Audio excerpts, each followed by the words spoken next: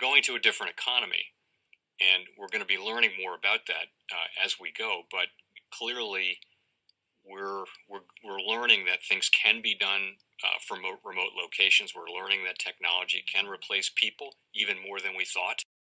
We're not going back to the same economy. We're recovering, but to a different economy, and it'll be one that is more leveraged to technology. And I worry that that is going to make it even more difficult than it was for many workers. In Silicon Valley, and my friends who work in technology know that what we did to the manufacturing workers, we are now going to do to the retail workers, the call center workers, the fast food workers, the truck drivers, and then even bookkeepers, accountants, insurance agents, lawyers, and on through the economy. So what happened to the manufacturing workers is a very clear sign. This effort. And China has big plans for this. They intend to seed their digital yuan into the global environment by giving it away to visitors at next winter's Olympics. When they arrive at the airport, they're going to get yuan digital wallets. They're going to receive digital yuan. They're going to use it throughout their visits to Beijing, and then they're going to take it back to their home countries. They see this as a huge advantage. Why? Because who controls the underlying protocols, who controls the underlying standards of the future of money will control the future of money. There will be fewer and fewer jobs that a robot cannot do better. What to do about mass unemployment? This is going to be a massive social challenge. And I think ultimately we will have to have some kind of universal basic income. I don't think we're going to have a choice. Universal basic income. Universal basic income. I think it's going to be necessary. So it means that unemployed people will be paid across the globe. Yeah. Because there is no job, machine, robot is taking over. That's simply and I want to be clear that these are not things that I think that I wish would happen. These are simply things that I think probably will happen. And if my assessment is correct and they probably will happen, then we need to say, what are we going to do about it? And I think some kind of a universal basic income is going to be necessary. Now, the output of goods and services will be extremely high. So with automation, there will come abundance. There will be almost everything will get very cheap.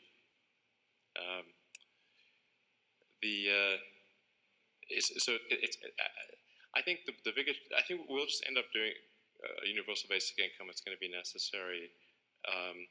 The harder challenge, much harder challenge, is how do people then have meaning? Like a lot of people, they derive their meaning from their employment. So if you don't have, if you're not needed, if there's not a need for your labor, what's the meaning? Do you have meaning? Do you feel useless? That's a much harder problem to deal with. Welcome to the Crypto Teacher. And guys, I come back with that video just to make you think. And this one is on automation robots in China. Remember, in the current economy that we're in right now, we have to have people to make things happen. As we see the robots, drones, algorithms are rising. Right now, the power is in the people. But if robots, algorithms, drones replace the people, when it comes to the New World Order, what is the purpose for the people? This was all a plan a long time ago, folks. Like Jerome stated, if you cannot get on board with technology, you're going to get left behind. And now we have China rising. And as we can see, China is definitely going to be number one. The number one economy and the number one military. And we know who helped build it. Remember, Anthony Sutton said this a long time ago. We funded China. The rise of China, meeting up and clashing with the United States, and it would happen in this time period. Get your friends and family educated. Because remember, when it comes to the New World Order, it's all planned out. You have a wonderful day. Obviously, the United States, largest economy in the world. China, the second largest economy in the world currently and gaining fast. What sort of things that could you share with the audience here that are your thoughts on the competition economic or military between the United States and China? Sure. Well, I think China's a real interesting country, I have to say. The thing to appreciate about China is just that there's a lot of really smart, really hardworking people there, and they're going to do a lot of great things. This is sort of, independent of Chinese government policy. They're just going to do a lot of interesting things. The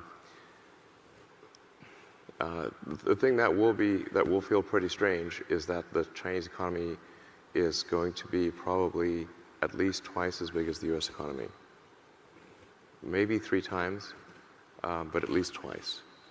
And that assumes a GDP per capita still less than the U.S. But since they have about 4 or 5 times the population, then it would only require getting to a GDP per capita of half the United States for their economy to be twice the size of ours. And as I'm sure people in this room know, the foundation of war is economics. And so if you have half the resources of the counterparty, then you better be real innovative. If you're not innovative, you're going to lose. I'm not sure whether that's a cyber attack that's ongoing or not here, so.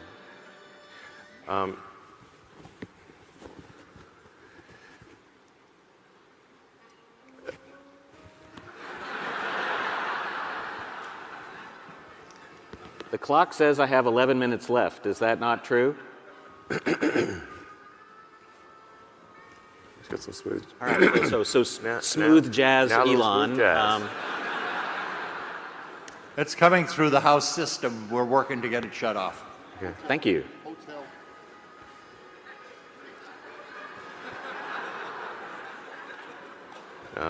Yes, well, anyway.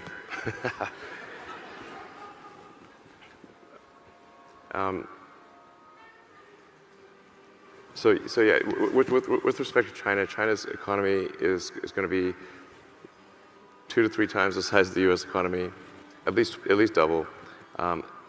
Therefore, in order for the U.S. to be competitive on a military level, the innovation has to overcome a gigantic gap in economic output.